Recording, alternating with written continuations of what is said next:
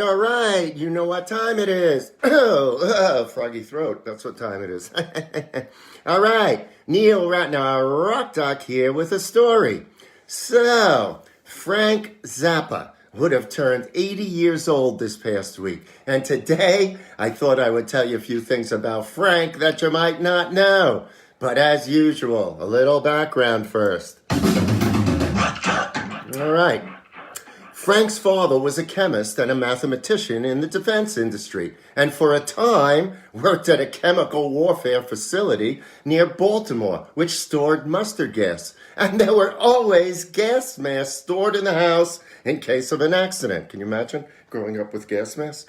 All right, now Frank was a pretty sickly child, suffering from asthma, earaches, and continual sinus problems, which significantly worsened when the family was living in Baltimore and actually forced the family to move to California. Now, in later years, Frank was sure his health problems had a lot to do with released mustard gas from his time in Baltimore. Whether it did or not, I don't know, but it certainly could have. Now, one more thing about young Frank's health. Back in the day, doctors thought his problems could be helped by inserting a pellet of radium in each nostril, which they did. Not such a good thing, we certainly found out.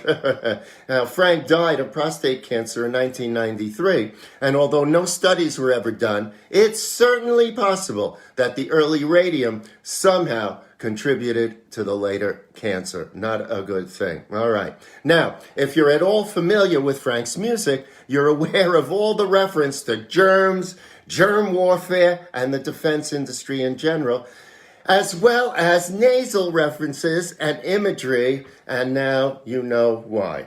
Defense industry knows that was all from Frank growing up the way he did. Okay, now, moving right along. Frank's first instrument was the drums. He was interested in sounds for their own sake, particularly the sounds of drums and other percussion instruments. Now, by age 12, he had obtained a snare drum and began learning the basis of orchestral percussion. But Zappa's deep interest in modern classical music began when he read a Look magazine article about the Sam Goody record chain store that lauded its ability to sell an LP as obscure as the complete works of Edgar Varese, Volume 1. Now, Zappa decided to seek out Varese's music, and he looked for over a year. Zappa actually found a copy by accident when he noticed an album because of a mad scientist-looking photo of Varese on the cover. Not having enough money with him, he persuaded the salesman to sell him the record at a discount. And that began Frank's lifelong passion for Varese's music and that of other modern classical composers. And I'm sorry if I'm mispronouncing his name. So, can you imagine? Reads an article, interested in the record store, but becomes more interested in this obscure record, finally finds it, and that shapes his understanding of classical music. Pretty freaky, huh? Okay. Now, listening to Frank's music, many people would think that he was heavily into drugs. But actually, it was the opposite.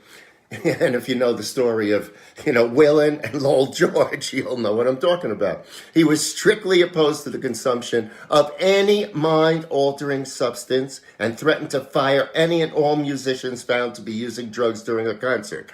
But interestingly, he was also an outspoken critic of America's war on drugs.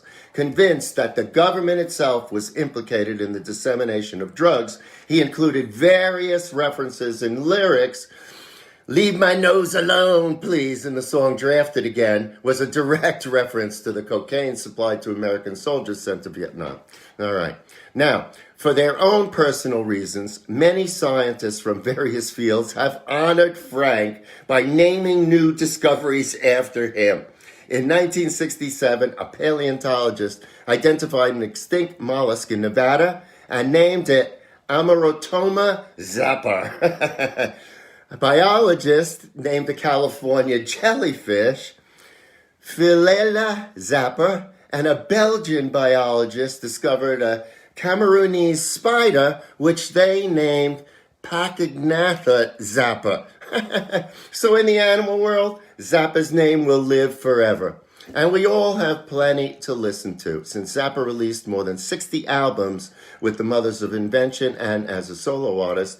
And since 1994, the Zappa Family Trust has released over 38 posthumous albums, making a total of over 100 albums available for us to listen to. So if you're not familiar with Frank Zappa, grab something and just check him out. And even if you don't like the music, appreciate and respect the talent of Zappa. He was an incredibly talented man.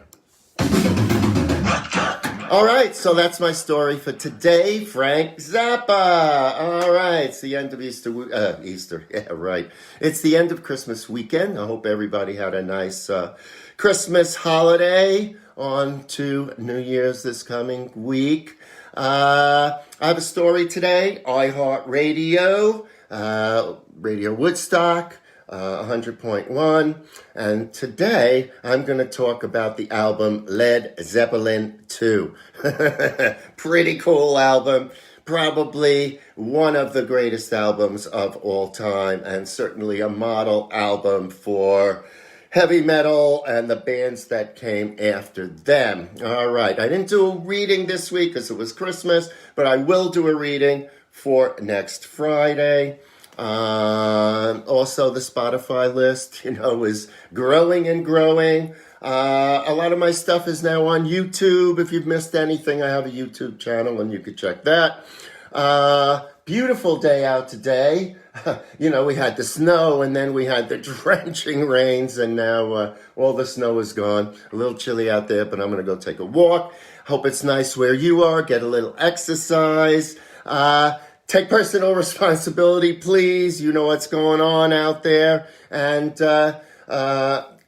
vaccines will be good. So please pay attention to vaccines, because I think that's going to be our answer to getting out of this crazy pandemic. All right, that's it for today. I hope you enjoyed it. I hope you have a great rest of the weekend. Have a happy new year if I don't see you before then, and I'll see you somewhere. All right, that's it for today, and you know what I'm going to say. Always keep on rocking. Bye.